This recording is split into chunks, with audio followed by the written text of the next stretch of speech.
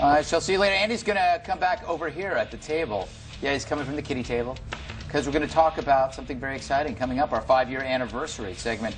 That's 5 years in the making. Thank you, Larry. You're out of here. Welcome. I got Andy's seat all warm for him. Yeah, that's good. Gonna keep just staring at me?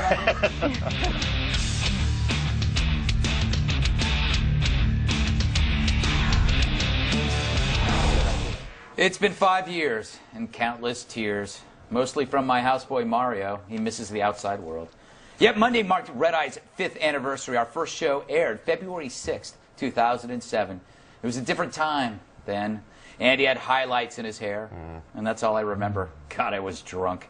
Anyway, as we amble onward, we thought we'd take a look at Red Eye in the early days before it was even Red Eye. Indeed, when we were first rehearsing, the show was called Wasteland. Check it outers.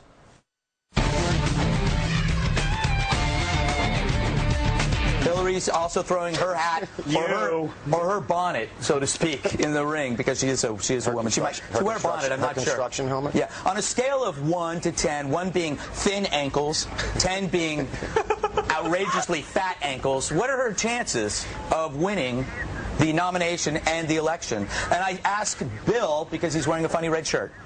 Well, I've talked over this at length with my funny red shirt, and we've both come to the decision that we don't think that she has a chance in hell, and that I still don't think she's going to run.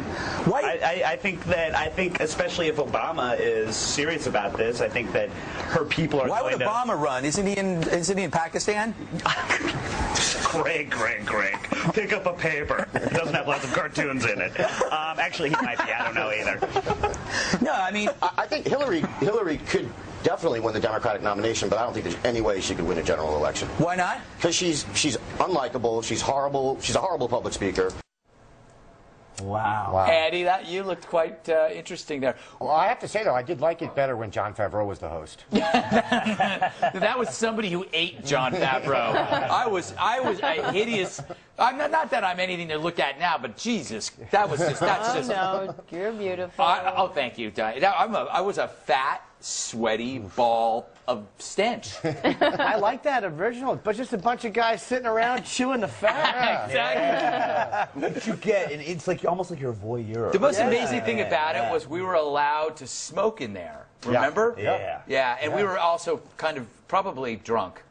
Or were we? I'm going to say no. No, okay, that's good. Bill, I mean, let's go to you, Andy, first. What was your favorite Red Eye moment? I don't know if it was my favorite Red Eye moment, but there was a time we had, it was Ken Davidian who was in Borat. Yeah. And he was on, and I think there was a moment during the halftime report that night when I realized just how important my job was and what I meant to America. So can we roll that? Yeah.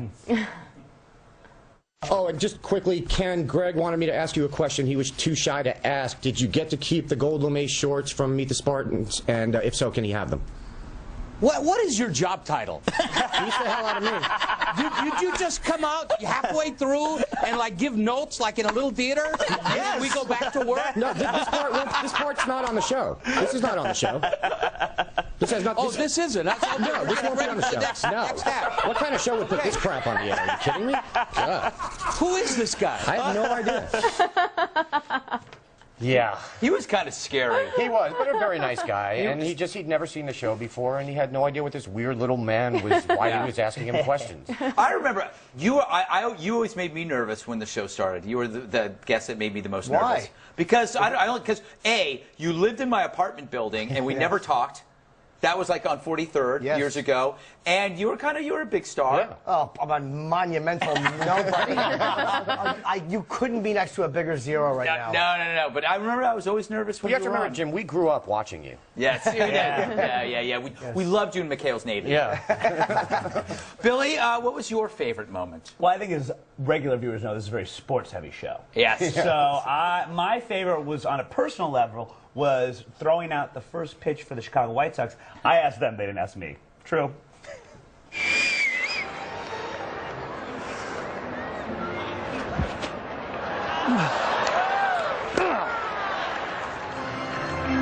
I tried. It was there. It was there. All right, that was Mr. Perfect Game himself, Mark Burley. Mark, what was your critique of my pitch? A little high. Little high. Yeah, I need to get it down in the strike zone a little bit. In fairness, I'm a little high. Did some bad things before the game.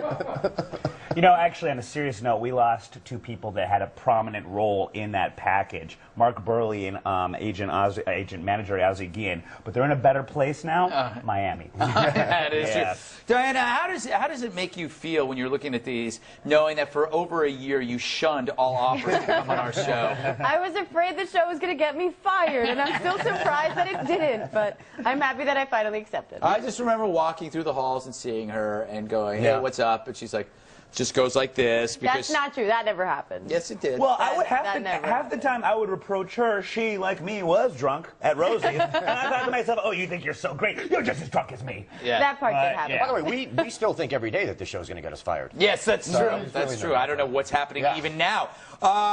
What was my favorite? Oh, this is not my favorite moment, but it was the moment that angered me the most. We had a guitarist named Adam Baum on the show.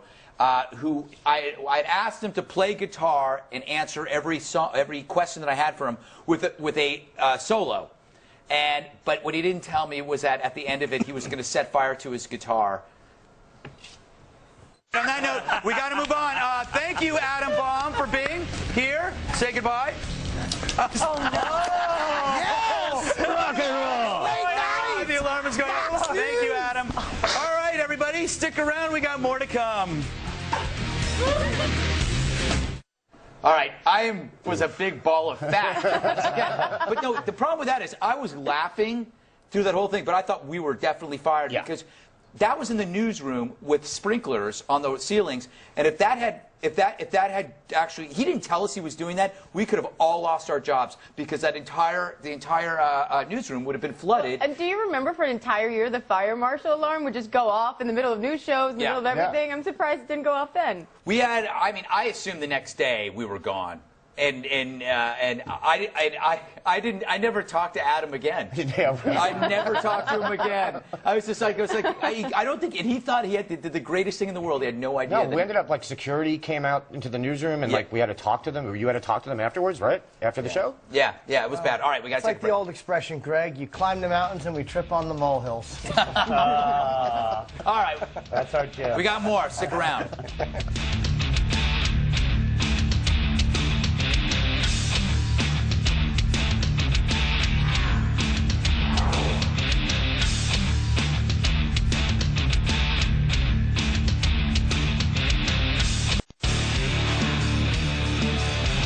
Welcome back. You know, our fans, we had them ask, like, what was the most popular moment or their favorite moment. And this one always ends up as, like, in the top 3 or top 2. So we thought we'd play it one more time. It's me talking. And finally, Dan from Redondo Beach, California, writes, finally, someone with the fine palate to understand circus peanuts are the sine qua non of candy. You are my hero. I don't know. Personally, I'd like to age the open package in the sun on the car's dashboard for a couple of days so they get crunchy on the outside. Mmm, good. Yeah. Dan, I'm so happy that you get me and the joy of circus peanuts. Peanuts.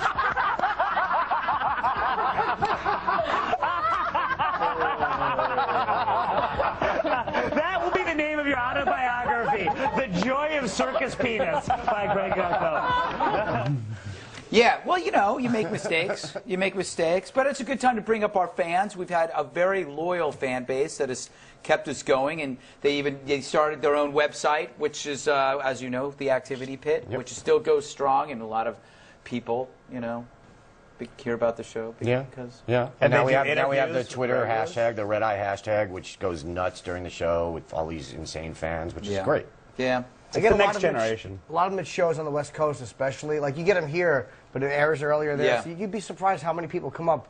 Red Eye, I love you on Red Eye. A tremendous amount. Yeah, do more people come to your shows, or no? Yeah, I mean, it's hard to tell because you don't ask individually, but when they're leaving, a lot of them offer that they love me on Red Eye or they've seen me on Red Eye, especially like in Irvine, California, Phoenix, all these places on the West Coast.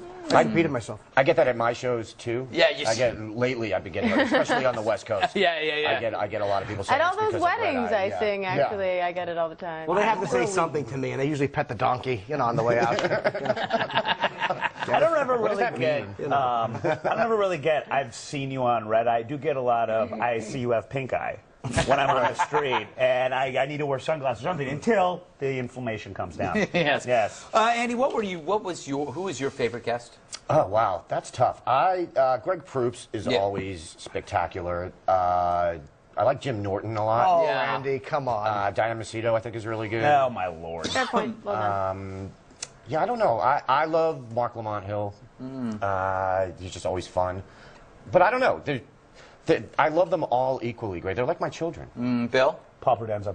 That's it. That's Paul it. Provenza. Begins and ends with Paul. That is it. Everything else I don't even remember. Paul Provenza was such a great guest on Red Eye that we didn't want to have him back on for fear that he wouldn't live up to the standard. You couldn't top it. You couldn't top it. He was such a great guest that two of our other guests both fought over who was going to sit next to him. Yes. Yeah, so we had to split it up. Right. I have them both. We're going to close things out with a post-game wrap-up with TV's Andy Levy. But here, see clips of recent shows, foxnews.com/Red Eye. I'll see you back here at 5 p.m. Eastern Time on the 5. And Andy will be doing the Willis Report at 5 p.m. Eastern on the Fox Watch Business me. Network. Watch me, not him. Return appearances tomorrow from Fox Business Network. Charles Payne, Leanne Tweeden, and Paul Mercurio. Thank you, Diane. Thank you, Jim, Andy, Bill. That does it for me. I'm Greg Gutfeld.